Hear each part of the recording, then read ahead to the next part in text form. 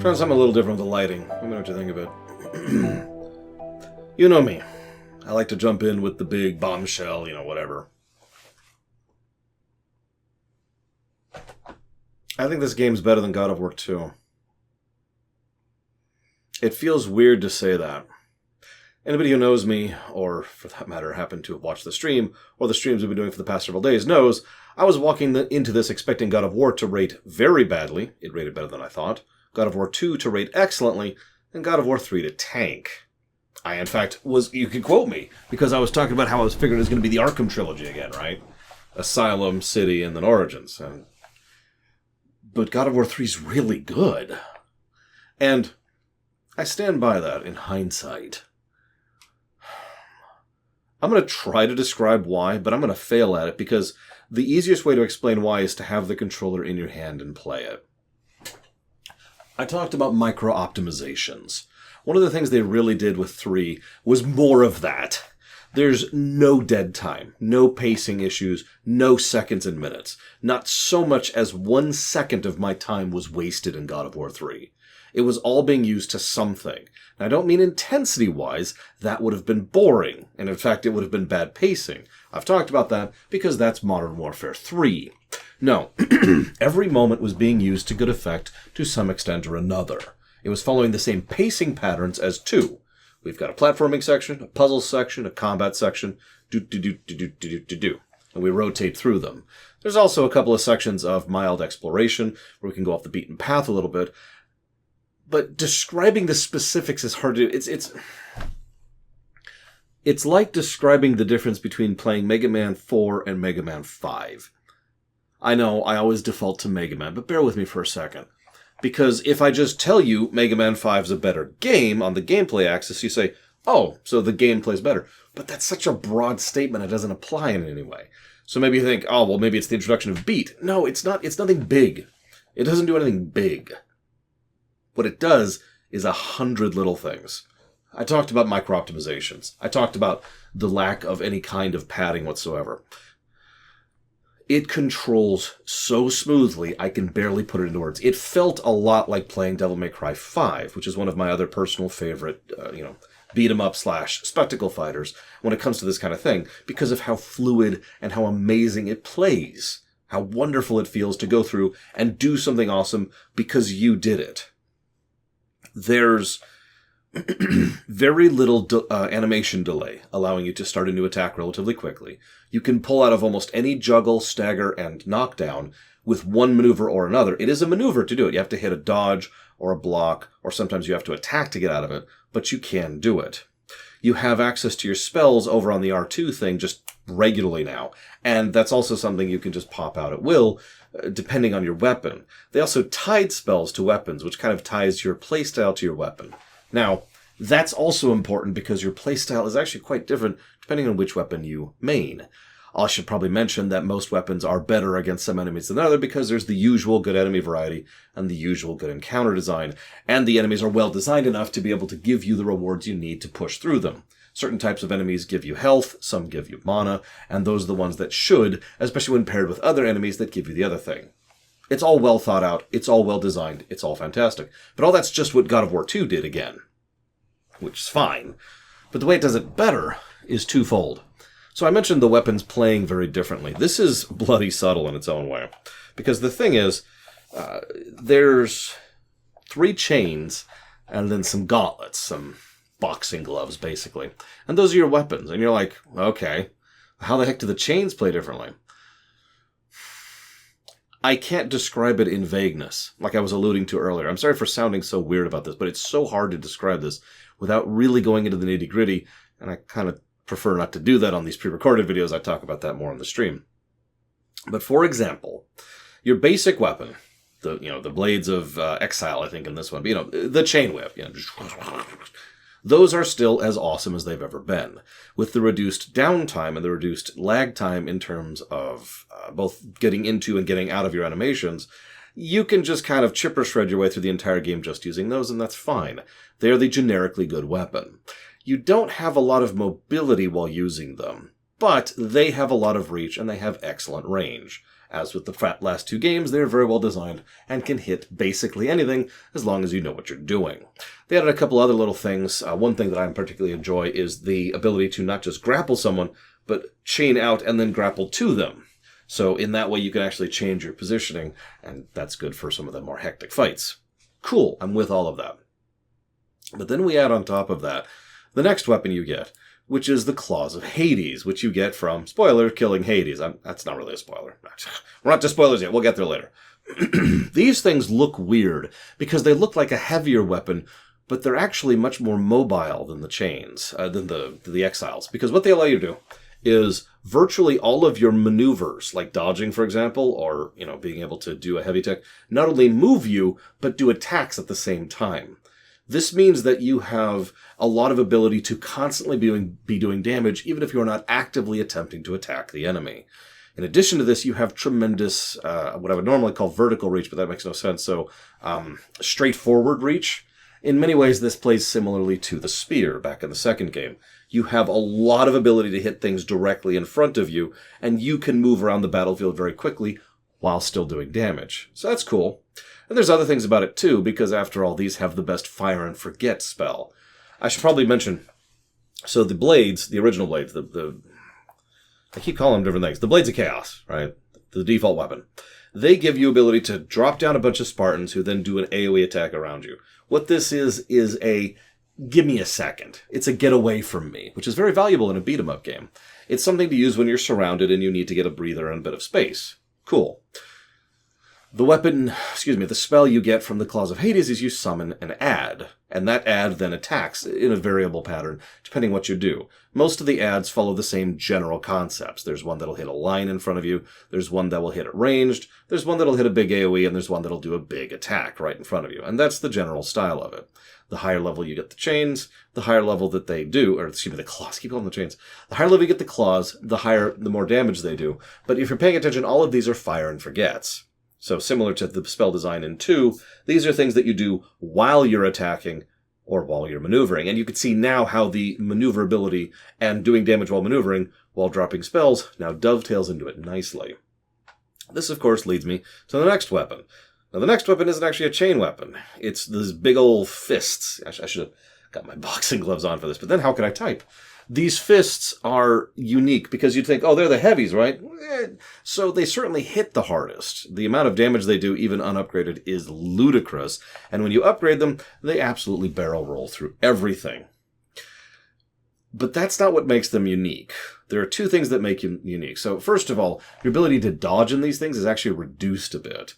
You have a little bit more lag time, a little bit more input time, and I swear, I can't prove this, but I swear you have less iframes while you're doing it.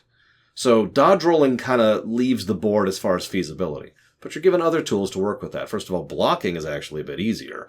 But second of all, and more to the point, you just by attacking, you move quicker.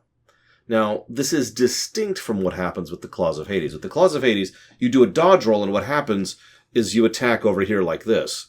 With the Cestus, what happens is you attack and you lunge in the direction that you're attacking, and it actually plays in many ways very similar to the Blade of Olympus when you actually activate Rage Mode.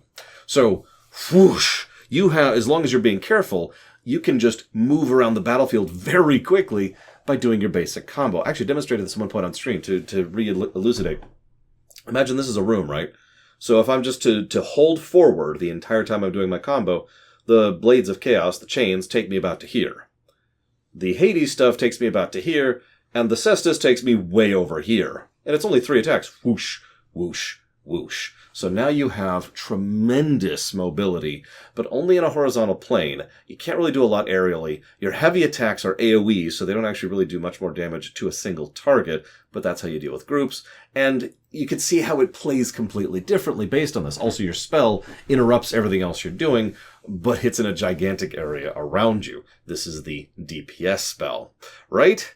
Wrong, because the actual thing after this is the frickin' whips.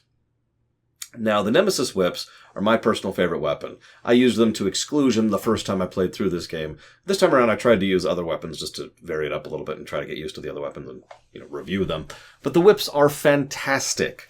The whips are exactly what I would call similar to the Royal Guard maneuver over in Devil May Cry 3, I think, and just Dante in general in Devil May Cry 5. He's a lot harder to use. The skill ceiling is much higher. But the skill ceiling is much higher, which means there's a lot you can do with it once you really get into the vibe and groove of it. Because these things... So, first of all, its reach is much less than any of the other weapons, even the fists. Because if you do an attack, just one straight attack forward, you do whoosh. So that's all this area being hit by that punch, right? If you do an attack with the whip, it goes like that. So it does less range than anything else. That's kind of strange. It also hits a little bit slower than the chains, but a little bit faster than everything else. So it's a little bit fast. It also, well, let's just get right into it. It has absolutely ludicrous amounts of maneuverability in the air. This is probably the best aerial weapon in the game, at least in my opinion, because of what you can do and how you can just hang in the air, constantly doing damage to everything around you. See, even though it has relatively little reach, it's very easy with the whips to hit effectively just a circle. A sphere around you. A whole sphere, just everything within this 3D space is just getting chipper shredded. Now, hang on, it actually gets even better than that, because what you can do is this thing is you can interrupt your own combos to hold the button down. So picture for a moment, you do an attack.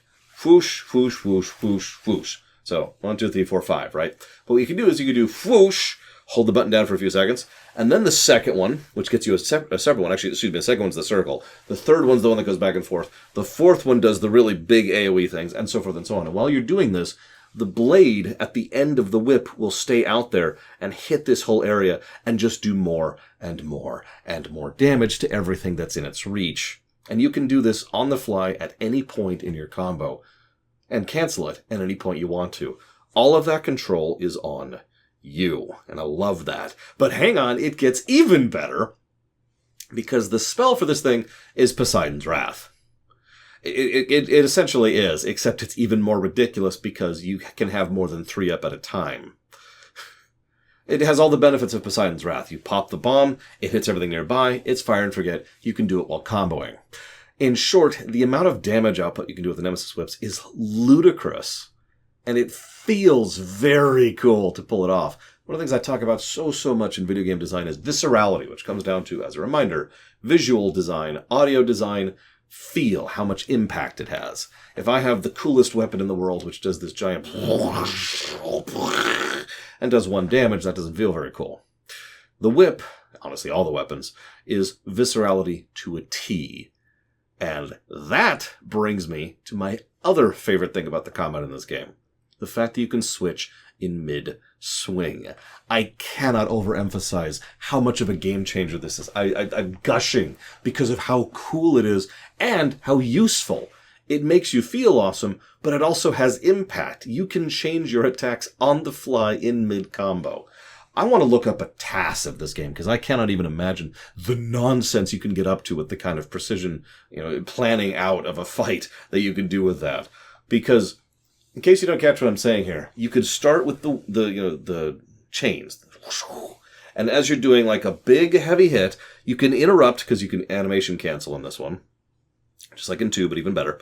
And then interrupt that with Hades' thing, dodge forward, which of course attacks them as you're going forward, end up behind them, turn around and punch them with the fists before smacking them up into the air and then using the whip to just juggle them in the air until they die. You can do that in this game.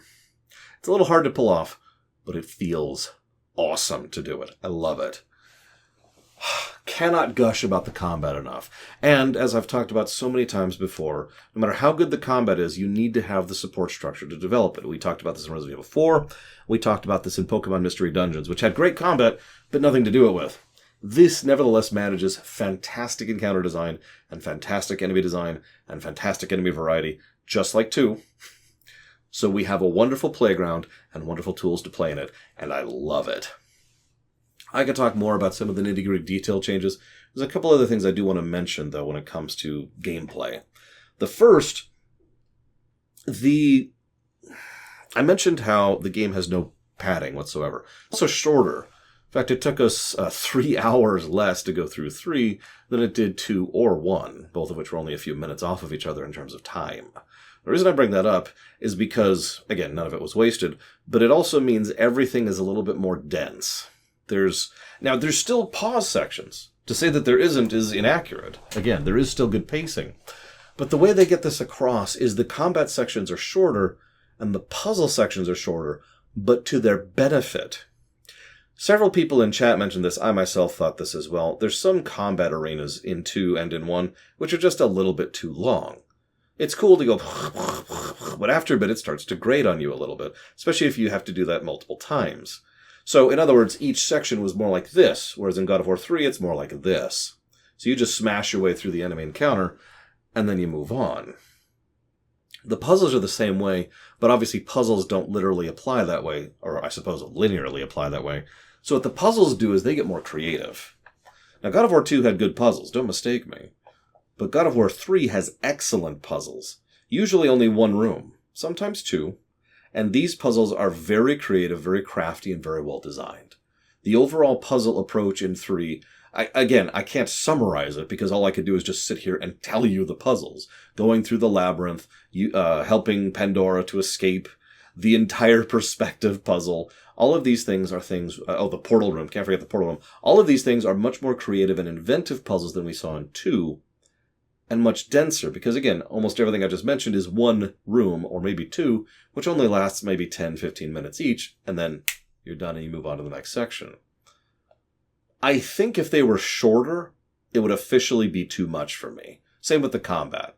You need some time to appreciate and enjoy it, but it can't be too short because then it's just a speed bump, and it can't be too long because then it becomes tiresome. I personally feel they absolutely nailed that tempo with this one. That's just my opinion, and I'm probably incredibly wrong. I should probably also mention the boss fights are fantastic, because of course they are. There's a bit of a gross thing. I should have mentioned that earlier. We had to give a few gross warnings in this game, because anybody bothered by eye stuff could be bothered by it. Anybody bothered by fingernail stuff, that's a problem. And there's some sections which are just weirdly gross, like intestines flopping out of your chest, or excuse me, your chest, sorry. That would be really weird. No, intestines flopping out of your stomach, kind of gross. And I don't care for that. But those kind of things do need to be warned, because I know they bother some people, and I know that because that's actually happened to me. A friend of mine was like, hey, what's this? Oh my god, when I showed her the eye scene, it's just, whoa. Let's talk about the story. So, spoiler warning, I don't want to dive right into this, so spoiler warning in 3. It was always Athena. No, for real though. We talked about how the fates are behind everything. Let's actually jump into probably the biggest misstep in the story, in my opinion. The game very clearly wants to make it so that the gods are innocent and are not responsible for any of their horrifically evil actions. They were simply possessed by the evils, capital E. And these evils have made them into horrifically evil, terrible people. Okay. Now, here's the problem with that. First of all, there are many points in the narrative that we see in all 3 games which don't coincide with that. Now, this is easy to headcanon away. In fact, most of us apparently do that. I heard from several people in chat who do the exact same thing that I do. Because the idea is, well, okay, maybe they were not good people before, evil jackasses, upper nobility aristocrat, you get the idea. But when the evils took them, then they became much, much worse. They cranked it up to 11, and now we've got the problems of the game. So, okay, that makes sense. But again, the games are trying very hard to make it clear that they're all super innocent. That sucks, and it's an unnecessary retcon. There is, however, one part of that retcon I kind of like. So, I don't even know how to describe this properly. Athena has obviously been planning this from the beginning. At the very least since God of War 1. She, as I mentioned before, was kind of the lawyery one. She wouldn't lie to you, she wouldn't be overt, but she was manipulating Kratos the entire time. She does the exact same thing here, and if you pay attention, she gets a little bit more overt about it as we go, and Kratos gets a little bit less positively inclined towards her the further in we get. By the way, there's a wonderful arc in this too. I'll talk about that in a minute. But anyways, so Kratos is like, hey, no, piss off. And Athena just wants to rule on high as Sultan. We could speculate as to her motives. Obviously, she probably didn't think she could take on Zeus by herself, let alone the Pantheon, so she was looking for a good pawn. She found a good pawn. She used a good pawn. And then, since she was portraying herself as his benefactor, like all the Greek gods did, I feel like pointing out, then sure, she'll go ahead and, take the power back and rule, with him. There's actually an implication, I didn't catch it before in this ending, that she was okay with being the god alongside him, the two of them ruling. When it became obvious Kratos had no interest in that, then she was like, oh, well, give me the power. I'll rule. I don't mind. It is my power. Give me the power. Give me the power, Kratos. And she gets more and more hostile the more she talks about this. Here's the funny thing. This is the other retcon, and I kind of like this, but more for the traditional irony of the matter. Or I suppose the tragedy of it. Because Kratos was never the god of war.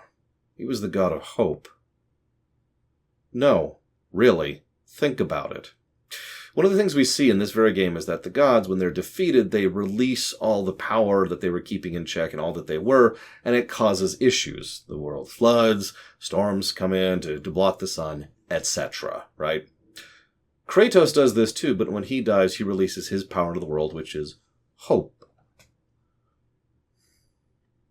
He's had that power of hope manifested within him since the end of the first game. Now, in the first game, he was being carried by almost the entire Pantheon against Ares, so that tracks. But afterwards, a lot of his accomplishments make more sense in hindsight if we presume that he is the god of hope. This is doubly funny, considering that he gave up all hope at the end of 1, but therein lies the beautiful tragedy of it. What do you do when the god of hope has given up, has surrendered to despair? What happened was all the other gods and titans and fates all manipulated and abused and used this pawn on the board like they would any other pawn. And it grated on him, and it hurt him, and it tortured him. And so he never really got to get any better. There's not a big gap of time between 1 and 3, so he doesn't really have any recovery capacity here. If he had been able to get therapy and actually take care of his mental health, there's a good chance he would have been a legitimately good god of hope. Instead, he became a monster, especially because, and I don't know how to explain this properly, but it makes so much sense in my head, because that hope was poison to him. Because that thing that kept him going, that forced him to keep going, because surely things will get better. Surely it'll be worth it. Surely next time it'll work out. Surely next conquest will be okay. Surely the next god I kill will finally survive. Okay, well now I've got a specific goal I'm working towards. Excellent. So that'll actually fix everything. You'll notice he has a degree of hope poisoning him the entire series, and the whole time everyone else is just dicking around. Did you notice, by the way, in both, I pointed this out in 2, but this is especially true in 3, he very rarely starts a fight. He doesn't want to kill half of these people. They go after him. In almost every case, he's like, hey, and they're like, oh, I'll kill you because I'm stupid. I believe that's a direct quote. You can quote me on that. And then he kills them because he's Kratos. And so the god of hope is poisoned by his own essence, that which forces him to keep going when all he wants to do is stop. This is one of the reasons I really like the finale of this, the outro. It does stumble a little bit, and I do dislike the retcon, which I gave a negative to it. But I like the idea that, granted, this is only in fiction, right? But he literally reaches into himself and allows himself to forgive himself, to move on from the trauma and tragedy, and to try and be just himself. And when he does that, he crushes Zeus like a bug. Now, quick aside before I move forwards. I had the idea this time around, and I think it would require very careful execution, but I'm curious what you think too. What if they spread out that whole journey into the mind thing across the whole game? God of War 3 has a little bit of the Kingdom Hearts syndrome. There's a whole lot of story at the beginning. There's a whole lot of story at the end. There's not a lot in the middle. Stretching that out a little bit, I think, having him slowly come to terms with himself and with his trauma, I think would have been a better move, especially since he kind of does that anyway. So I mentioned earlier how he reacts to people changes a bit. Pay attention to him a little bit. With one notable exception, which is Poseidon's mistress, as you're going throughout the course, which just, honestly, I just felt like a misstep for misstep's sake. But as you're going through the game, the voice actor changes how he's voicing him. He gets softer, more nuanced. There's more emotion in his tone. He starts to lose some of the rage and the hatred of it. And his body language changes too. Mostly in cutscenes, obviously. But in cutscenes, rather than being like, die, it's more like... And so many times, by the time we get towards the latter end of the game, he's just walking through like, all right, just I'm done with this. I have no interest in this. You know, he's spent. And all of that, I think, would have been better served if these journeys into the mind have been happening periodically. Maybe each time we talk to Pandora. So I think we talked to her 2 or 3 times before we actually reach her. Something like that. Just food for thought. Because then it would have been built up more, and it would have tied into Kratos' own journey, which, if you're paying attention, also means Kratos has an honest-to-goodness character arc in this game. Which is something, since he didn't have one in the previous 2 combined. Athena's plan is interesting in its own right, but I don't have much to say about that. I do want to talk about... I talked about the retcon. Hang on. Let me mentally check my notes here. Talked about the retcon. I talked about the outro. I love the way they present most of the gods in this one. It's funny because most of them attack Kratos for no good reason. The only one, this is bloody subtle. Django pointed this out on stream, but he's quite correct to do so, because the only one of the gods who attacks and antagonizes Kratos with good purpose and intent is Hermes, of all people. No, really, think about it for a second. So, you know, Helios is damaged after the fight with Perseus, I think it was. And Kronos is like, oh, I hate you, and you killed Gaia, even though he totally didn't. And they're all just like, oh, I'm going to kill you, because even Hera is like, ah. Hermes taunts him and runs away from where Kratos currently is, which is the labyrinth. Kratos is actually literally a few hundred feet from his goal when Hermes shows up and derails him and makes the game another 4 hours long. He did exactly what he was trying to do. And yes, I did get to show off the story on camera. It was nice to finally show that off on camera. That was enjoyable.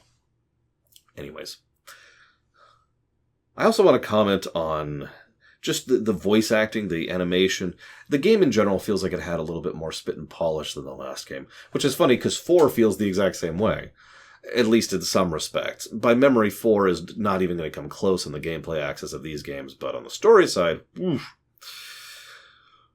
I could talk more about how... So we're not doing a rumination on 4 because we already have, but one thing I don't remember if I commented on then is I like how 1 is classic Greek, but 2 and 3 are bombastic, over the top, and ridiculous, and 4 is not.